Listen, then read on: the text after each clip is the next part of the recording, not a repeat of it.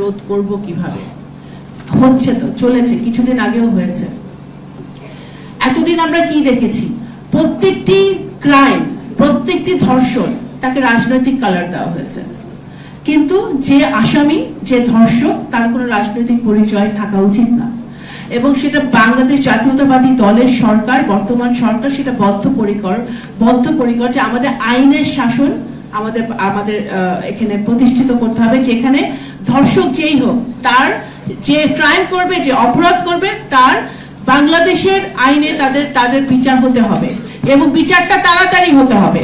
বাংলাদেশে এখানে যারা আইনজীবী আছেন বা কেউ আছেন নাকি আমি জানি না, এখনো বাংলাদেশে আমাদের কোর্টে এখনো শয়ে মামলা, কিন্তু ধর্ষণের মামলা পড়ে আছে, তার কোনো বিচার হচ্ছে না, ধর্ষকরা ঘুরে বেড়াচ্ছে।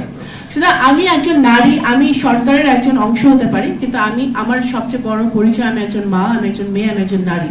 বাংলাদেশের নাগরিক হিসেবে আমি আমার ক্ষুদ্র জায়গা থেকে একজন রাজনৈতিক কর্মী হিসেবে আমি সবসময় সচেষ্ট থাকবো যেন একটা ধর্ষকও যেন বাংলাদেশে বিনা বিচার, মানে বিচার ছাড়া তারা ঘুরে না বেড়ায়, তারা যেন তাদের ক্রাইম যেটা তারা করেছে সেটা প্রাপ্য তারা যেন পায়, তারা যেন সেই বিচারের মুখোমুখি তারা হয়, সেটা যেন আমাদের নিশ্চিত করতে হবে সবাইকে মিলে।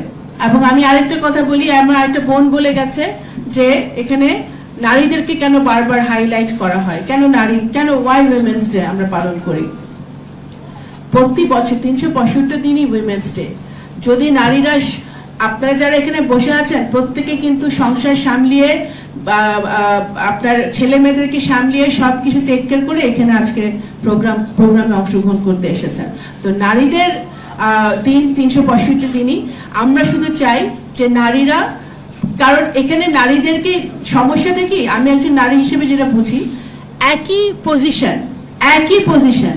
এটা আমার ভাইরা একটু বলে গেল, আমি সম্মানের সাথে আপনাদের সাথে এটা দ্বিমত করি।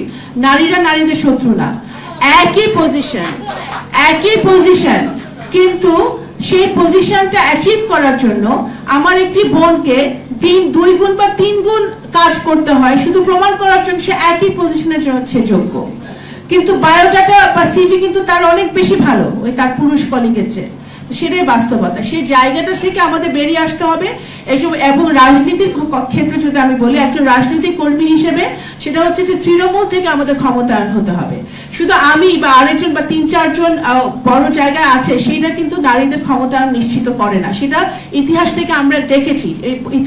ঐতিহাসিকভাবে আমাদের নারী নেতৃত্ব আমরা বিগত দিনে দেখেছি, কিন্তু নারীর ক্ষমতায়ন তৃণমূল থেকে যদি করতে হয়, তৃণমূল থেকে ক্ষমতায়ন করতে হবে। ওয়ার্ড, ইউনিয়ন, উপজেলা, জেলা, আমি মাঠের কর্মী, আমি মাঠে কাজ করি, আমি জানি আমরা প্রত্যেকটা তৃণমূল থেকে যদি আমরা নারীদেরকে ক্ষমতায়ন করতে পারি, নারীদেরকে উপজেলা নির্বাচন, ইউনিয়ন নির্বাচন, ওয়ার্ডের মেম্বার নির্বাচন, সব নির্বাচন যদি নারীদেরকে আমরা সুযোগ দিই, তাহলেই আমরা পার্লামেন্টের ডিরেক্ট ইলেকশনে আরো অনেক বেশি নারী ভবিষ্যতে দেখতে পারবো।